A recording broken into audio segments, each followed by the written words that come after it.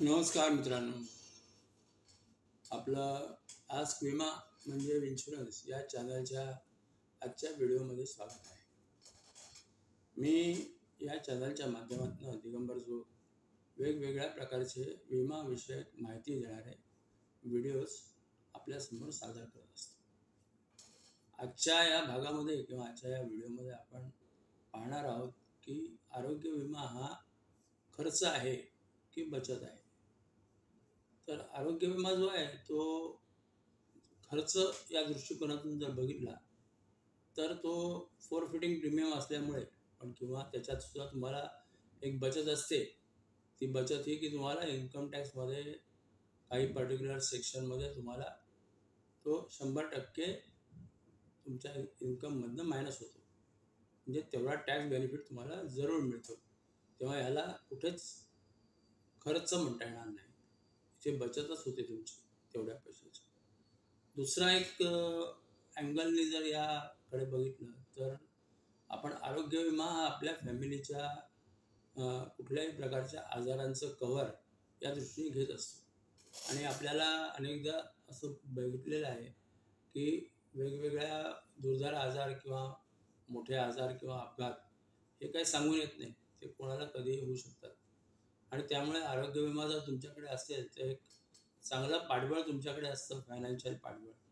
आणि जेणेकरून तुम्ही अशा पद्धतीचा जर कुठला दुर्धर आजार किंवा अपघात तुम्हाला घडला तर त्यामधून तुम्ही आरामात बाहेर निघू शकता. आणि तुमचं जे काही पुढच्या भविष्याच्या जीवनासाठी साठवलेलं जे काही मिळकत असेल, जमीन असेल, घर असेल, काही पैसा अडका असेल किंवा सोनं चांदी असेल, ह्याच्यातलं कुठलं काही कुठेही तुम्हाला मॉर्गेज किंवा गहाण ठेवून पैसे घेण्याची तुमच्यावर वेळ येत नाही किंवा तुम्हाला हे विकावंही लागत नाही. तेव्हा आरोग्य विमा हा एका दृष्टीने खूप चांगली गोष्ट आहे, जी आपल्या जीवनामध्ये प्रत्येकाने आरोग्य विमा घेतला पाहिजे. ऑफकोर्स तुम्हाला तुमचा आरोग्य विमा तुमच्या बजेटप्रमाणे घेता येतो.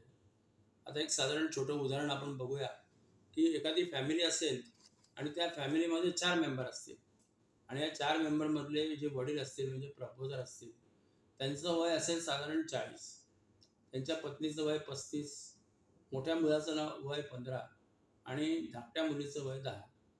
तर या पद्धतीने जर फॅमिली असेल तर या फॅमिलीला जर आपण इंडिव्हिज्युअल 5 लाखाचा विमा घ्यायचं ठरवलं, म्हणजे प्रत्येकाला 5-5 लाख रुपये, तर यांना साधारण 30,208 रुपये प्रीमियम येतो. आणि तोच जर तुम्ही या 4ही लोकांचा एक फ्लोटर पॉलिसी घेतली 5 लाख रुपयाची तर ती 19,000 मिळते आणि 10 लाख रुपयाची 27,000 मिळते. म्हणजे 30,000 रुपये भरून प्रत्येकाला 5-5 हजाराची एक लिमिट, म्हणजे 5-5 हजाराची एक मर्यादा असा विमा घेण्यापेक्षा कोणीही संपूर्ण 10 लाखापर्यंतची रक्कम वापरू शकतो. अशा पद्धतीने 10 लाखाचा विमा घेतला तरीही फक्त 27,000 रुपयेच प्रीमियम लागतो. ऑफकोर्स याच्यामध्ये आणखीन एक गोष्ट अंतर्भूत आहे, ती म्हणजे एकाच वेळेस जर अनेक लोक आजारी पडले तर 27,000 पुरेसे होतील का? तेव्हा आपल्याला त्या दृष्टीने पण विचार करायला पाहिजे. पण आता हल्ली आपण जर बघितलं तर विमा कंपन्या खूप आपल्या एकमेकाच्या स्पर्धेमुळे खूप चांगले चांगले बेनिफिट लोकांना द्यायला लागले. तेव्हा आता सध्या एक पॉलिसी आपल्याला अशी आहे की ज्याच्यामध्ये तुमचं ॲटोमॅटिक रिस्टोरेशन होतं. म्हणजे तुम्ही जी काही सम इन्श्युअर घ्याल, समजा 10 लाखाची सम इन्श्युअर घेतली आणि तुम्ही जर काही 5 लाखाचा क्लेम केला तर लगेच तुम्हाला 5 लाख त्याच्यामध्ये परत भरपाई करून मिळतात. म्हणजे एका वर्षामध्ये तुमची पॉलिसी 4-5 वेळा जरी तुम्ही क्लेम घेतला आणि तो 10 लाखाच्या आतला असला तर तुम्हाला ती संपूर्ण रक्कम भरपाई करून मिळते. तर या पद्धतीने अनेक कंपन्या ज्या आहेत त्या रिलोड म्हणतात, कोणी ॲटोमॅटिक रिस्टोरेशन म्हणतात, कोणी काय असे वेगवेगळे शब्द वापरतात. पण सर्वसाधारण काय तर तुम्हाला एक अशा पद्धतीची सोय इन्शुरन्स कंपन्या उपलब्ध करून देतात की जेणेकरून तुम्हाला फ्लोटर पॉलिसी घेतल्यानंतर सुद्धा तुम्हाला तुमचा जो सम इन्श्युअर आहे किंवा तुमची जी विमा रक्कम आहे ती परत रिलोड करून मिळते.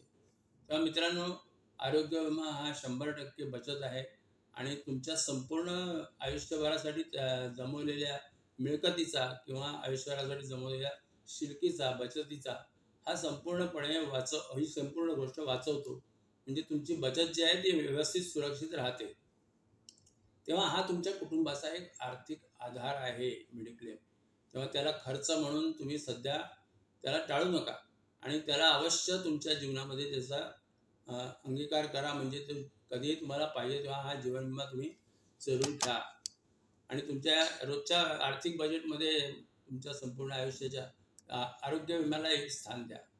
दुसरी गोष्ट म्हणजे आपण आज एक आणखीन गोष्ट बघूया की तुम्हाला तुमचा विमा कसा घेता येईल किंवा कसा घ्यायला पाहिजे विमा. तर मगाशी मी सांगितलं त्याप्रमाणे आरोग्य विमा हा तुम्ही इंडिव्हिज्युअल घेऊ शकता किंवा तुम्ही फ्लोटर घेऊ शकता. पण जास्ती करून तुम्ही फ्लोटर घेतलेला जास्त चांगला. आणि या फ्लोटरमध्ये अनेक प्रकारचे ऑप्शन्स आता उपलब्ध झालेले आहेत. तेव्हा त्या सगळ्या ऑप्शन्सचा विचार आपण जरूर करा.